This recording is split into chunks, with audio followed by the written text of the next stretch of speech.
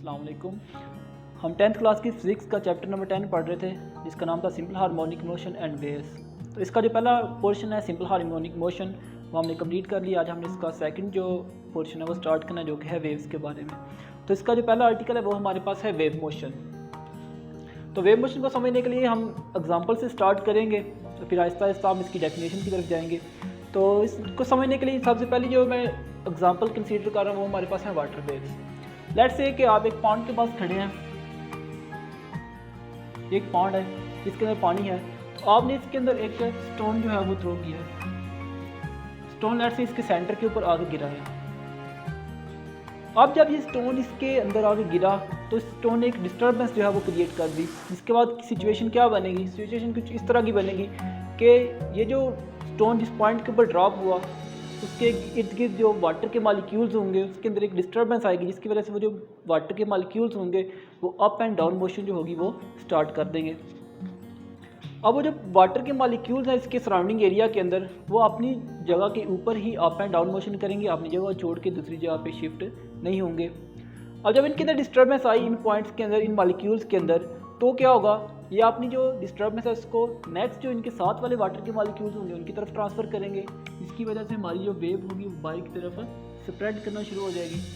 इसी तरह ये वाले जो वाटर के मालिक्यूल्स होंगे जब ये डिस्टर्बेंस को रिसीव करेंगे, अप एंड डाउन मोशन करेंगे, तो उसके बाद ये डिस्टर्बेंस आगे की तरफ शिफ्ट होगी, जिसकी वजह से इस तरह वाटर के मालिक्यूल्स होंगे वो ट्रैवल करना शुरू कर देंगे।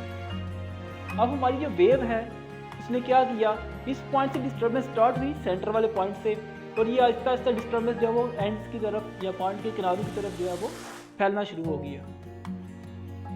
अब इसी तरह अगर मैं मिसाल लूँ एक स्ट्रिंग की, मेरे पास एक स्ट्रिंग है जिसका मैंने राइट एंड जो है वो एक कंक्रीट सोर्स के साथ अटैच किया हुआ है, जबकि दूसरा जो है उसके ऊपर मैंने अपने हैंड में पकड़ा हुआ है। अब नॉर्मली इसके अंदर कोई मोशन नहीं है, हमारे पास जब वेव्स नहीं है, डिस्टर्बेंस नहीं है, तो ये ऐसी स्ट्रेट पोजीशन के अंदर होगी।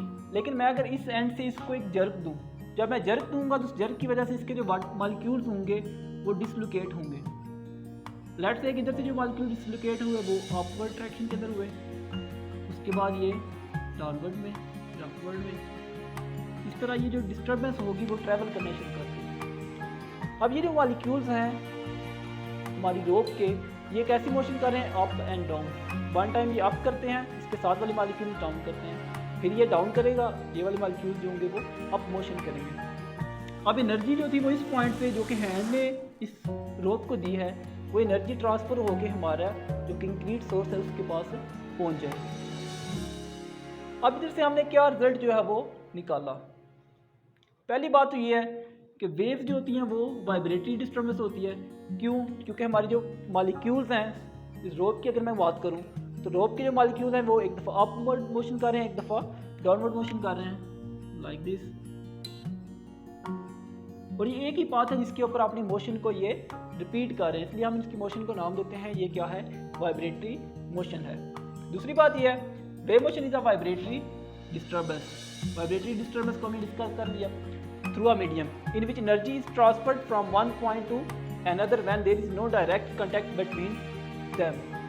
अब लेट्स से कि मैं एक ये पॉइंट कंसीडर करता हूँ और एक मेरे पास ये पॉइंट है। अब ये दोनों पॉइंट्स में वो डायरेक्टली अटैच नहीं है एक दूसरे से, लेकिन फिर भी हमारी जो एनर्जी है वो इस पॉइंट से ट्रांसफ़र होके इस पॉइंट तक जो है वो पहुँच रही है। अब वो कैसे पहुँच रही है, ये जो दरमियान वाले मालिक्यूल्स हैं इस रोप के वो इस एनर्जी को कैरी कर रहे हैं। हर एक मालिक्यूल जब अपनी पोजीशन के ऊपर ही अपवर्ड एंड डाउनवर्ड मोशन करता है वाइब्रेटरी डिस्टर्बेंस शो करवाता है, जिसकी वजह से एनर्जी जो होती है वो ट्रांसफ़र होके उसके दूसरे एंड तक पहुंच जाती है। तो इससे हमें ये पता चल गया कि वेव मोशन जो होती है वो क्या होती है, वाइब्रेटरी डिस्टर्बेंस होती है, जिसके जरिए क्या होता है, एनर्जी ट्रांसफ़र होती है एक पॉइंट से दूसरे पॉइंट की तरफ, जबकि उन दो पॉइंट्स के दरमियान में कोई डायरेक्ट लिंक जो होता है वो नहीं होता। इसलिए हम वेव्स जो होती हैं हम इनको एनर्जी कैरियर भी नाम देते हैं कि वेव्स जो होती हैं वो एनर्जी को कैरी करती हैं।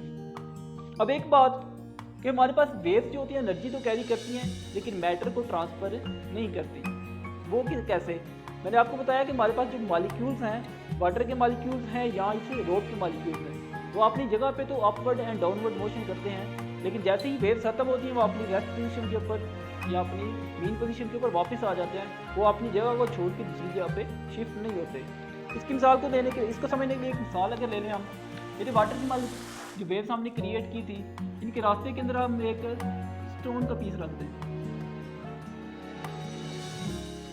अब जब इस पीस के अंदर से वेव्स जो होंगी वो ट्रैवल करेंगी, इधर से डिस्टर्बेंस क्रिएट की और ये पीस जो है इसके अंदर हमने वेव्स को ऑब्जर्व करना है। तो ये जो वेव पीस है जो कि पानी के अंदर तैर रहा है, तो वेव जब इसके अंदर से पास होंगी तो आप देखेंगे कि ये अपवर्ड एंड डाउनवर्ड मोशन करेगा और वेव्स के गुजरने के बाद अपनी जगह पे ये खड़ा रहेगा, तो अपनी जगह को छोड़ के ये एंड्स की तरफ नहीं जाएगा। इसका मतलब यह है कि हमारी वेव्स जो है एनर्जी तो ट्रांसफ़र करती हैं लेकिन मैटर को ट्रांसफ़र नहीं करती। तो ये था आज का आर्टिकल वेव मोशन।